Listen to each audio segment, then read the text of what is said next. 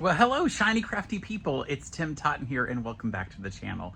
Today, I want to do something super fun. I'm recording this intro before I actually do any of it, because I kind of want you to see my excitement, and then at the end, we'll see if it really works, because I'm going to turn these two fantastic items I found at the Goodwill Thrift Store into a handbag. Now, it's interesting. I hope it might turn into be a tote bag. It might be a handbag. I'm not quite sure. I'm going to walk you through this entire process. It's like an experiment that we'll do together. I specifically walked into the local thrift store here in Central Florida. It happened to be a Goodwill, and I decided I was going to spend less than 20 bucks on items that I could repurpose into something made out of fabric. So I wanted to find something fabric-ish. And canvas paintings are actually a really nice item that you can do that with, because there's already art involved, and people would realize that it wasn't something I bought fabric for. So I thought it'd be a nice conversation piece. Now, I was really drawn to this. It's 54 inches wide by 18 inches tall, and it is canvas. You'll see. It's some type of printed canvas. Now, this cost all of $12.99. It wasn't the blue tag day, so I didn't get a discount off of it, unfortunately. But I found that I love the idea of being able to make a bag where this brown landscape would be sort of the bottom of the bag, and then the blue would go up the side of the bag. And then I knew that I needed something to get all of my fixtures for the bag, handles, or if I wanted a zipper or something. And I went over and I found this bag. Look how nice the colors match. This bag for just $4.99. Now, this bag particularly was not, it's the right word. It wasn't on sale either. It wasn't orange tag day. But I'm going to take these things apart and turn it into, hopefully, a nice tote bag. So why don't you join me at the cutting table, and we'll figure out what we need to do to get started. I'm going to take some measurements off of this thing so I can kind of figure out how much material I can actually use. I'm going to just see how much material is up here. I may have to take this apart and try to get some extra material down here, because I want you to imagine if I was making a bag, the bottom of it, depending on how wide the bottom of the bag is, it's got to stretch down underneath. And so if I made a bag that was 4 inches wide, I have to have 2 inches that goes around. Well, that means the top of this bag doesn't start until here. But if I had like a bag that was 6 inches, I need 3 inches off of there. Now a lot of it disappears. So what I'm probably going to do is take this particular item apart, take it out of this frame, and you'll notice here you can see how it's set into the frame. And it's interesting, I could see this was originally $24.99 at whatever store it was made at. And it's literally just been stapled in. And really,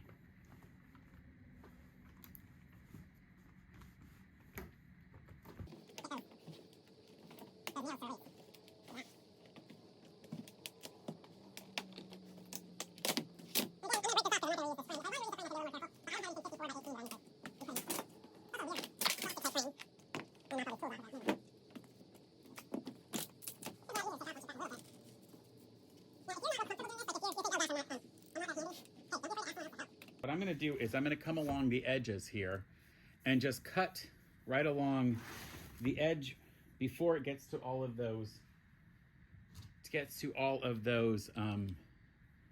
These staples. So I just go along here and cut along the edge. It'll free the design as far as I can get it, because there would be holes in it anyway because of those staples and the nails. So I don't want any of those holes anyway.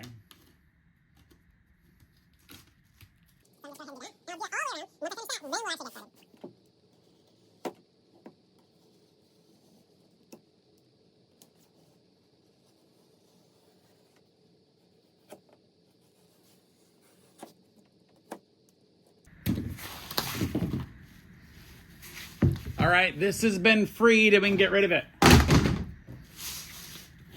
And we are left with our wonderful fabric, printed fabric on this side. All right, I really love this piece here. I know this needs to be part of the top of one of them.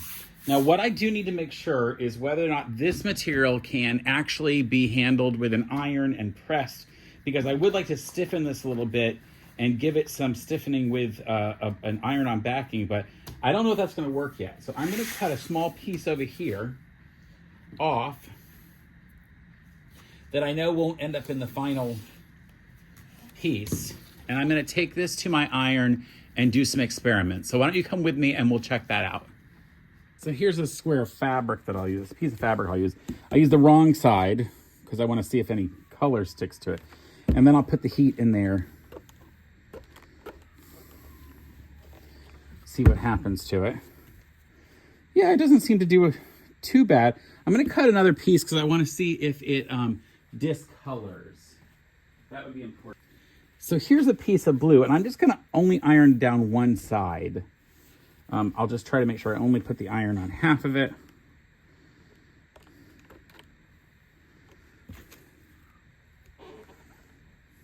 And my iron is set pretty high, but I'm only going half of the width.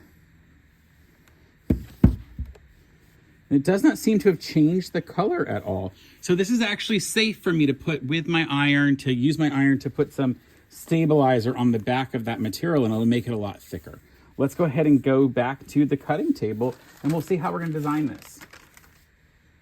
So I went over to my iron and pressed out the folds at the top and the bottom where the where it had rolled over the edge of the frame. I'm just going to get an idea of how much I could go up from the bottom. I do have a little bit of a tear here, so I'm going to go from the bottom of that. And I could get about 18.5 inches of fabric out through the top. So I'll make that mark of 18.5 inches. And I can really go kind of as wide as I want because, you know, there's enough here. I could go the full width. Let me put it on my table and measure. 0 to about 50 inches wide is about how wide I can get this. I'll zoom out a little so you can get an idea. And so I don't think I really want a 25-inch wide bag. I think that would be a little too wide. I do kind of like the size of this bag a little bit, so it's not a bad idea. And I know the handles will work on that really well. I don't think I want to do a bag with zippers or with other clasp or anything. I think I just want to use these two handles off of here. And if I really wanted, I could use the pockets, but I don't know that I really need all of that either. I don't really want the pockets on the outside. I think I just want to sort of make a bucket bag with a couple handles on top that you could, you know, go shopping with. So that's all I'm going to use that for, just those other handles. And I can save everything else for something else. But I will go ahead and figure out how wide to make this. So if I'm going to make a bag that will be like just basically a bucket, right? I need to figure out how tall to make it. And I have to have parts that, right, those lines have to go, it has to be, you know, you have to go down under in the sides. But I don't want to be real wide. So I think at the most I would want it to be probably about 5 inches wide as a bag, like deep. 5, which means I need 2.5 inches on each side, plus a seam allowance, so let's say 3 inches. So this piece, the shape will be like this. And these notches, that'll be one side and that'll be another one, the exact same shape on the other side. These notches will be the size of half of the distance across. So if I know I'm gonna do a 5-inch wide, these would have to be 2.5 inches with a seam allowance. So let's just call those 3 inches. That'll make it a lot easier. So 3 inches here, which leaves us 15.5 inches for the top section. And of course, I'll need to fold down a 1/2 inch. So that's about 15 inches, 3 inches. That gives us our full size. So I need to cut, and then I need to figure out how wide I want it to be. Well, these are all going to be 3 inches too, these two. So then what's this middle measurement going to be? And I want it to be at least the 15. I want it to at least be a square. So let's just say it's 18 inches. 3 plus 18 plus 3 equals 24. So I need to get a piece 18.5 by 24. Does any of that make sense? Well, we'll find out. The good part is here, I know I have 24 inches because I've got over 50 inches wide of this piece. So I do want to center this kind of. I'm going to have to make sure I use this measurement. I want this kind of centered on it. So the best thing to do maybe is just to fold this whole thing in half. Yeah, that'd be good. And get my 24 inches as close to this edge as possible.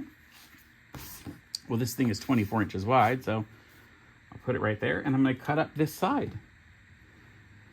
Now, it might help for you to mark this out with a pen or something else. And for that reason, I think I will get a chalk pencil and mark it out. Since I'm only going to have one of these to play with, I kind of want to make sure that I have enough room.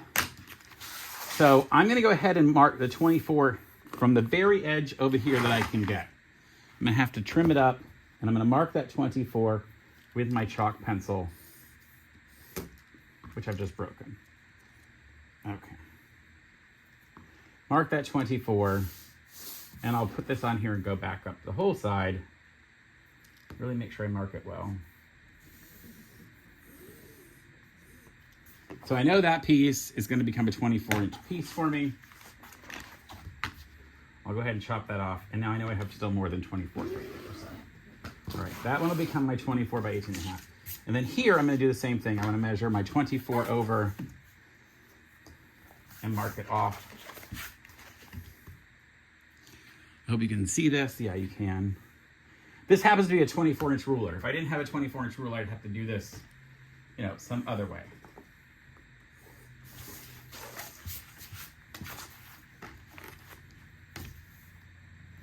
And once I've done that, I'll mark out my 18.5 and be ready to go from there. All right, those lines are marked, and I'm just going to chop it with.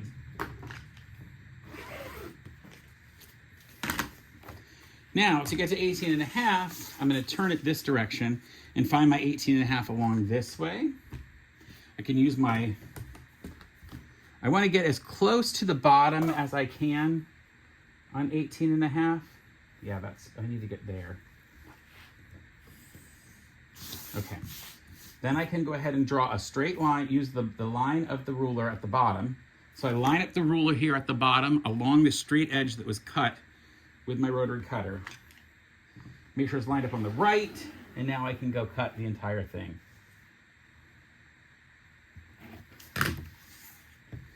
That one's perfect. All right, now I come back, and I gotta cut this end. See how wobbly that is? So I put my mark at 18.5 one more time. Over here, put a mark with my pencil, and then I'm gonna mark my line, put my edge right down here, right along that, and cut it straight. Now this is a pretty solid piece of material. Like, it's not really going anywhere. It's not too light. So I'm gonna put it right on top of this one and go ahead and mark it out. I'm not worried about it. I can just put it right on top and cut right from on top of this one onto that one. So I lined this one straight edge because I knew this was cut straight over here. I cut that with my cutter just a few minutes ago. And then I can line up along the front, the top here. Ooh, nice job. That one's done. Did it go through? Okay. Here's a good tip when you're cutting. Make sure you actually, before you move the template that you're cutting with, that you pull the fabrics away and make sure the extra stuff is off. Otherwise, you will have a problem. Then I can turn this whole thing around and do the same thing on the other edges. Make sure it's still lined up.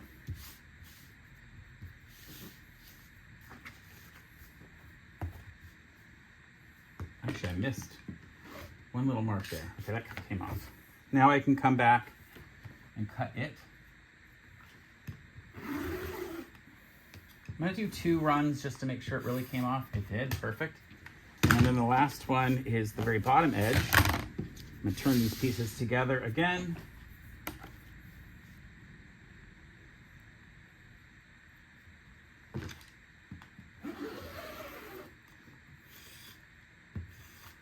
Yeah, there we go. 2 pieces that are the exact same size. How good do those look? Those are ready to go. Now I do want to, like I said, I want to back the back of this And then I have to figure out what kind of lining fabric I want to put inside. So I'm going to figure that out, and then we'll be over at the iron and the pressing station to figure all those pieces out. All right, here we are. I figured out something fun. This material I want to use to face it is only 16 inches. So I'm actually going to face the 16 inches and then cut a strip and do the rest, because I want to make sure it goes all the way across. And it'll give it a little more thickness to this material. Now, you don't have to do this. If you get a thick enough canvas already, you don't have to use this particular type. I will put a link in the description below to this material. It's a soft, flexible interfacing, but I really like it. It's just a really good, simple interfacing. Now, it's a fabric, right? A woven interfacing. You can choose non-woven if you'd like. I'm going to go through and be super careful. I'm going to go past the edges with the interfacing just at the sides, but I'm not going to iron the interfacing down to my lower pressing fabric, if that makes sense. I want to be super careful that I don't do that. You want to follow the instructions on your particular interfacing that you choose to use. You can get interfacing that's super stiff, that's really going to hold this material and make it super stiff. Again, I don't want to make it super stiff. I just want to give it a little bit of body. And when I extra do this bottom strip with a little extra interfacing, it's going to make it a little bit stiffer at the bottom, which I like because it will help it stand up a little better.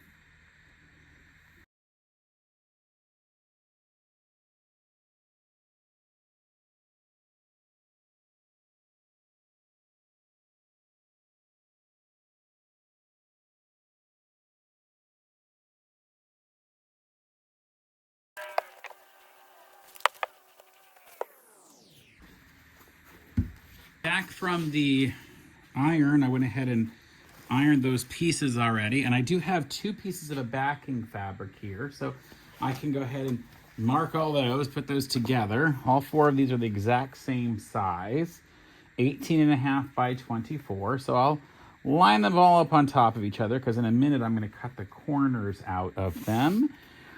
So now I've got to decide what size I want my corners to be. Specifically, I had said about 3 inches, but I realized that I need to leave my 1/4 inch seam allowance. So I'm going to do 2.75 inches. And the way that I'm going to get that is I am going to take my square here and put the 1 and 1, which is here. I will put that in toward the area that I want to cut, and I'll put 2.75 inches along the top edge or the side edge and 2.7 along the bottom edge. 2.75 and 2.75, and that gives me where I need to cut those corners. I'm going to mark it with a pen. I'm going to mark that here with my pen on those. Now, if you're not confident cutting 4 at once, then you don't want to cut these with a pair of scissors or a rotary cutter. You'll want to use something else. 2.75 and 2.75. You might want to mark each one individually and then cut them individually.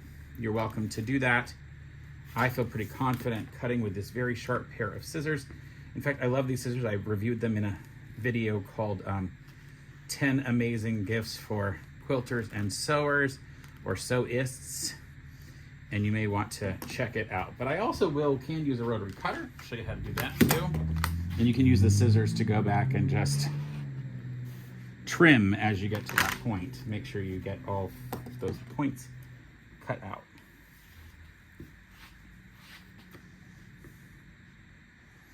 Now, I would suggest, because I have done this now and told you how amazing it is and how easy it is to do, and you'll see that it's not as easy as I thought it would be, you might want to cut each layer individually.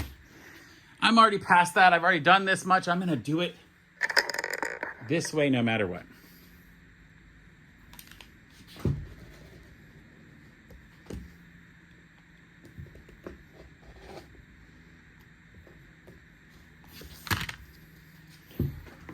Oh, I love those online videos where they just kind of show you this. They kind of like go, just clip, and then they cut, and it's already done. And you don't see any of the struggle of the guy who thought he was being so smart by doing it this way. You don't see that guy because they don't show that on screen. You know, it turns out I'm cutting more than 4 layers because I also put in several layers of this interfacing. So, all right, that part is done. The next thing I need to do, I have all 4 of those cut. I'm going to need to take this and figure out how I want to use these handles. I've actually decided that I don't want to sew the handles back on this way. I want to put them into the seam at the top. So I'm just going to use a seam ripper and cut these off of the top, and then I will put them into the piece. Now, I could chop this way, but then I'd lose all of that extra, and I want to put that into the seam allowance at the top of the bag. So I do need to take this with a seam ripper.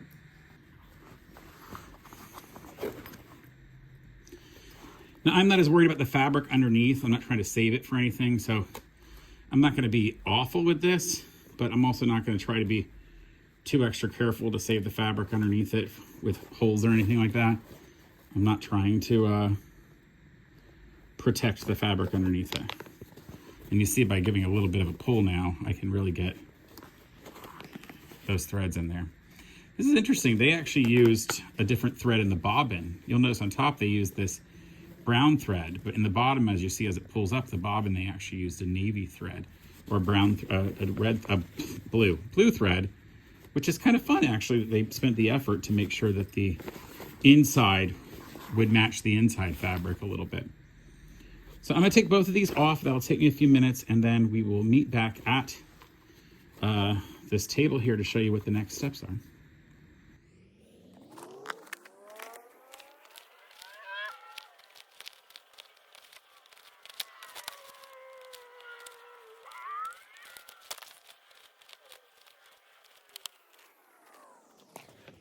All right, that's 2 of these that are finished.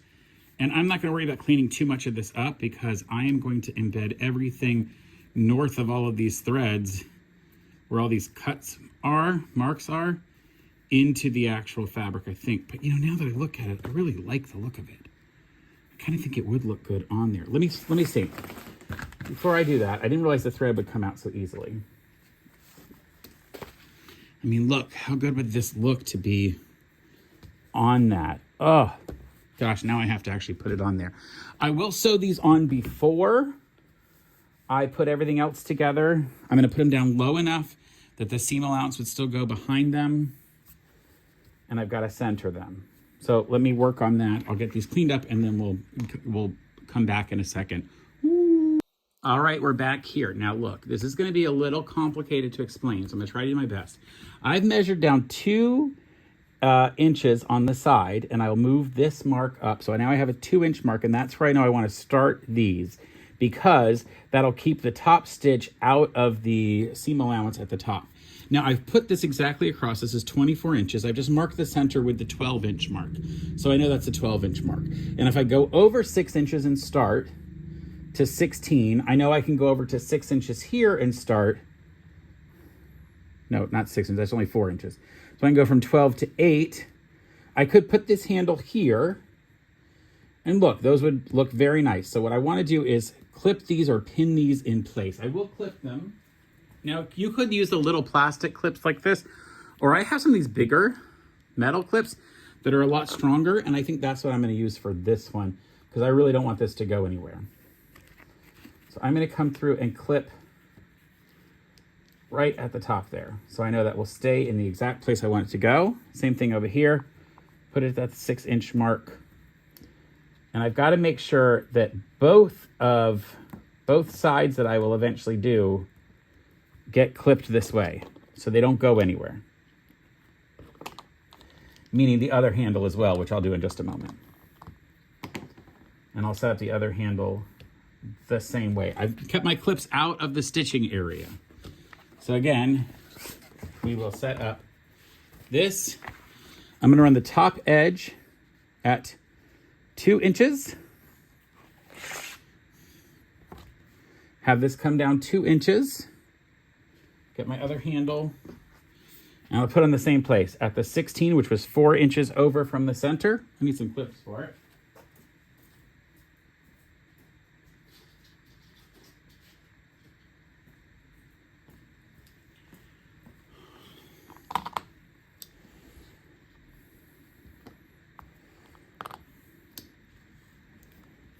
And the same thing for the other one. I put it at 8 inches, which is 4 inches from the center.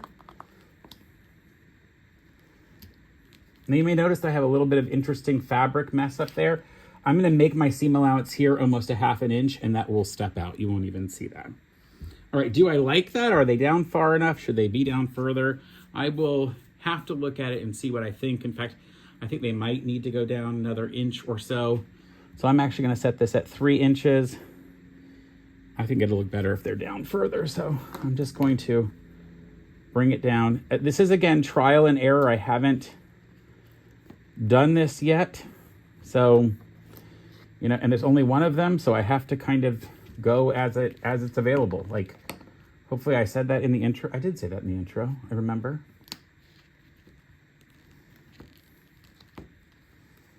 Now here I'm wondering if I should go more to 2.5 inches. I'm gonna go 2.5. I know I keep changing it around, but I want those to clamp on properly, and I don't feel like they're going to.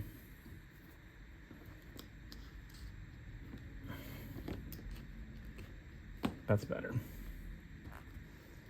It's a little bit of a compromise. I want them to be far enough down the bag that they don't look weird. I'm gonna move each of these down a 1/2 inch.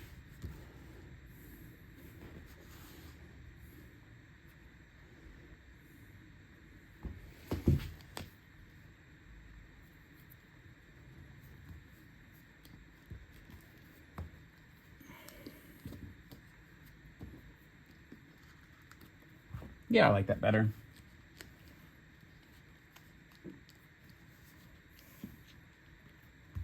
And I'm sewing them to this fabric instead of doing it after it's all put together. Even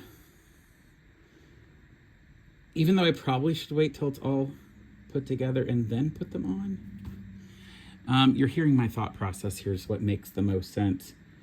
I'm just worried about it lifting the bag and twisting this inside.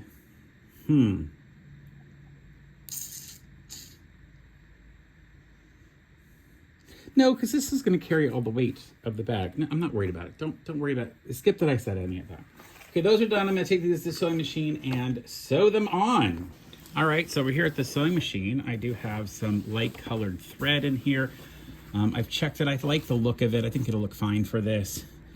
I'm going to go ahead and start sewing here with my needle down. And I'm going to sew this X shape as we go through. I'm just using the lines that they already sewed on, which makes it super easy and helpful. And I'll probably go back over one row of them. I'm going to have to. I'm trying to sort of figure out how the best way to do this across would be.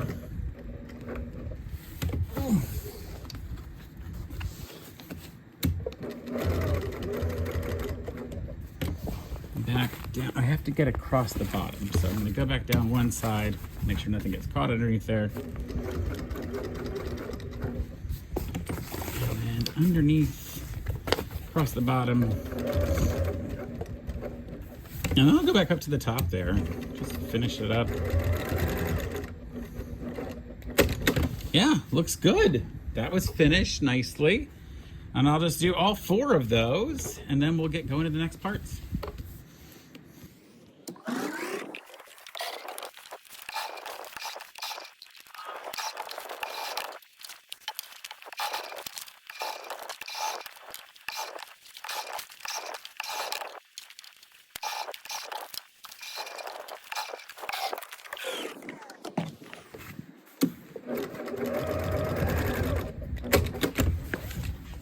And we have the 4 of those done. And look how nice they are, the way that it really looks like it just goes right in with what was already done before. I think the colors look really great. I think this will be fun. So let's go ahead and start putting the rest of this thing together. So there are actually several ways we can put these together, but I think for me the best way is going to be to flip this down and put one of these right side together at the very top and just sew those together along the top. So we'll get that done straight across the top, and we'll do that on both of them. And when both of those are finished, then we'll come back to the table. I'm just gonna go ahead and sew that along the top on both of these. No need for you to join me, but I'll be back here in just a flash. All right, I stitched those together, and I want you to notice that I did use a 1/2 inch seam allowance on that. And the reason I did that was because I knew I wanted to miss that one section that I had a rip or a tear in. Remember that rip that was in here? Now, the way I do these is when I'm gonna sew these together, I don't want, later on, I don't want this to flip and have this to be a seam at the top. So it is going to flip specifically. So I wanted to make sure that that was gonna be nice and even. It'll come out like that, and we're gonna run a stitch all along the top edge to make sure that stays there after we put the pieces together. But our next step is to put these out flat, like this. And we're gonna put them same sides together. So the side with our beautiful canvases, those go together, and our other sides go together. And naturally, it's gonna wanna push the weight for all this material that way. I'm fine with that. We just wanna line them up. Now, you've probably seen this. You can't see the whole thing in here, so let me zoom out a little bit so you see a little better. Now we're gonna do a stitch down both sides. The sides on both.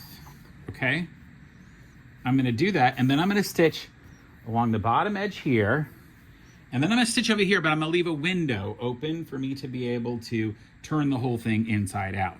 Before I turn it inside out, though, then we'll have to box these corners here and here, and all 4 of the corners.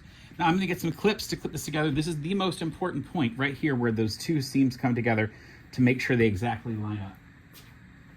So I want to make sure they really, really, really line up. I'm going to check in there, look at them, and make sure they're lining up. And in fact, I'm going to put a couple of these clips, and I will actually start sewing there and go one way and sew and go the other. It's that important to me that that is lined up exactly correctly. Flip around and do the same thing on the other side. This will make it really look professional when I go to sew everything together. You'll be like, oh, everything lined up perfectly. And really, it's just making sure that these parts line up.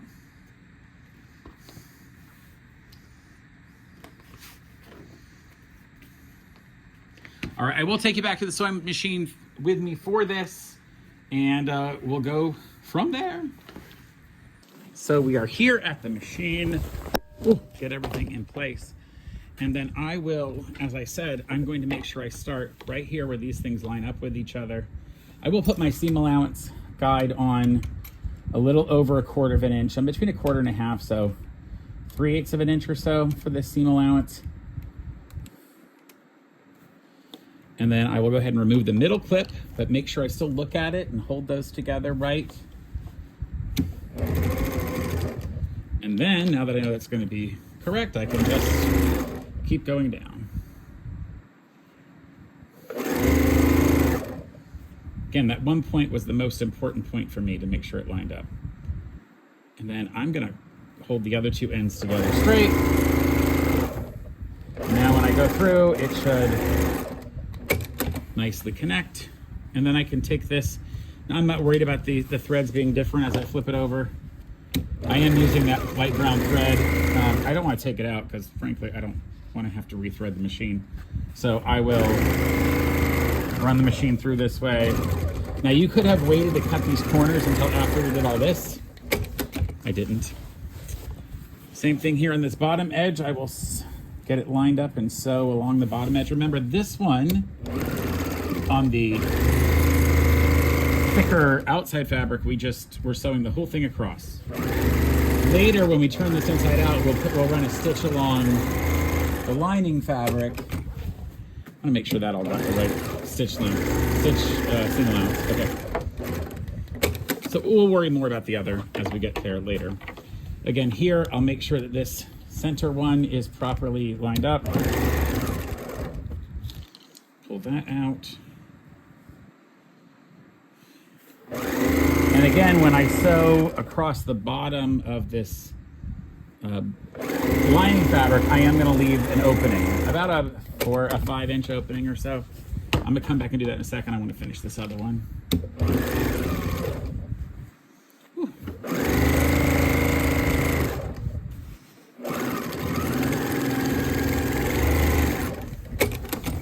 last part is to sew along that bottom, like I said. Just make sure it's lined up properly. And I'll sew mostly until I get to the center.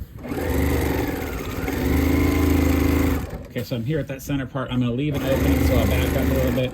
I wanna reinforce that because as I turn all this material inside out, it's gonna put a lot of stress on the seam there. All right, so that part's done. The next thing I have to do is box each of these corners. And the easiest way to do that is just stick your finger into the middle of that shape that got made and just make the two seams overlap one another right here. I'll just push one way and one the other. Not too worried about it. Get that caressed into the right place and then sew across it. This is all gonna be inside the bag. No one will ever see it. So I'm not worried about what it looks like. It doesn't have to be pretty. It just has to be pretty once it's inside the bag. But right now it's outside it's on the inside. Does that make sense? It's on the wrong side of all this fabric, so who cares? I'll do all 4 of those, and then we will have fun turning this thing inside out. Now, if you just want to take half a second and figure out which way that you made this one go, this one went to the right down here, this fabric, so I want to make sure this fabric goes to the right. And put the fabric above it going the other direction so they'll nest into each other. This one's going this way, this one's going this way.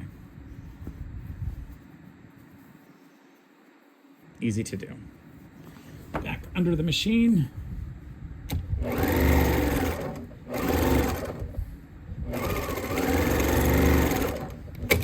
All right, these other ones are gonna be a little harder, and these are the ones you'll see on the outside of the bag, so we wanna be a little extra careful with these. All right, so it's really important to figure out which way you want these to go. And this is stiffer. Can you almost hear how stiff it is? So I'm gonna push this one to the right and the top one to the left. Really get it flattened out and nest those into each other. And then we can, I'm knocking the camera around.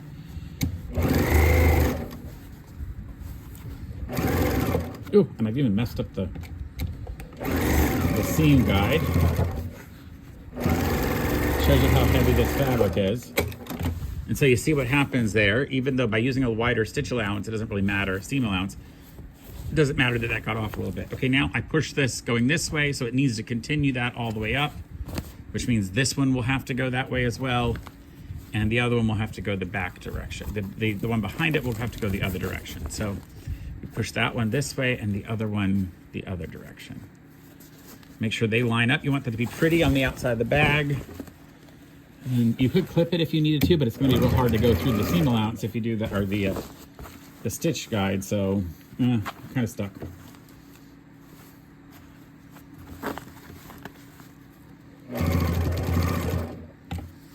Make sure all of these pieces and parts fit underneath.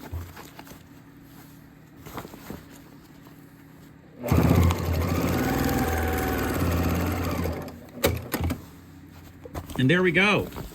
I think I want to go back to the main table to show how this goes to get inside out. All right, so here we are. All of that's been done, and I have a hole in the bottom here. There's my hole in the bottom, and I'm going to just finger press this open so that later I can stitch it back together. Just gonna go put a little finger press on that on both sides. You go to your iron, you could iron this completely out. It would help a lot, but all right, so now I can put my hand through that hole and reach in and pull everything out. And I'm gonna tell you, I should have left a bigger hole. I just know that automatically right now feeling it. Well, I'm gonna go all the way down to the bottom edge and grab this material and start to birth it through. Luckily, this canvas material is able to be ironed because it's gonna get real wrinkled coming out of here. This is gonna be a lot like a human birth because this is a very small opening trying to put through an enormous item. Yeah, there's really no reason to not have made this a wider opening. Frankly, it's just poor planning on my part. Well, it just ripped open somewhere, so no problem. It's probably better because I gotta get these handles out anyway. And got a little of an episiotomy there. not a real pleasant experience. I don't know if you knew this. It's fun to Google information. The chainsaw, not the electric chainsaw, but it's the idea of a saw that's a chain, was actually invented to help with childbirth. And as you can imagine, it was meant to relieve pressure and chop bones that weren't able to easily allow the head of a baby to come out. Isn't that crazy? Yeah, check that out. Google it. Okay, so I can put my hand back in the hole that we ripped open here, and we'll push these corners out at the bottom, all these fabric corners that we made. Whew. Look how nicely those lined up. So we'll push out our bottom corners. Same thing on the other side.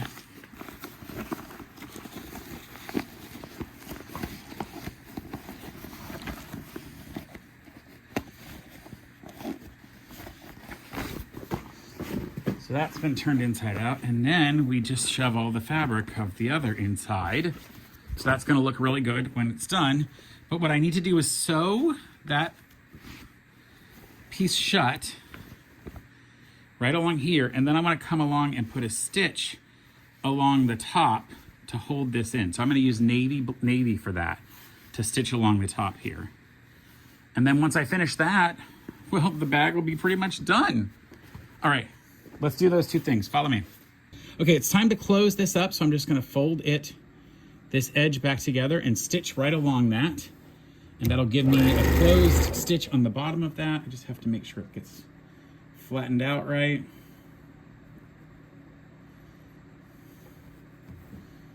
Yeah, that looks good. Oh, that's gonna be nice. Okay, that's done, and then I can shove that inside. And now I'm gonna come along and stitch on here. I'm gonna start behind one of the handles. That way I know it won't be a problem. Stitch behind the handle. I'm just gonna use the width of my presser foot as the gauge for how wide I want to go. I'm gonna go ahead and put the needle in the down position and then fold it out as I go along. I really wanna make sure that gets nice and flat. Now I could go to the iron and iron this flat, but this top material is so thick and strong, not only because it's a canvas, but also because I put a stabilizer in it, so I know it's not going anywhere. It's not gonna accidentally fold in. The other fabric might, and so that's why I want to be real careful watching the other fabric, but I know we're not gonna have any problem with weird pleats underneath. So I'm just gonna keep sewing this all around the top, and when I get back to the other end, well, I'll show you what the finished bag looks like.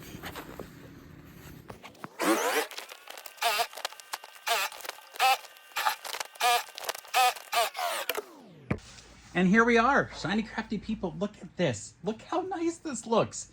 This bag I just made in I don't know how many minutes. It's had to have been a while. I think I've been at it for about 45 minutes altogether, which may not sound like a super long time, but it's super impressive how quickly that is when you think that I started basically just with a framed picture and another bag to use.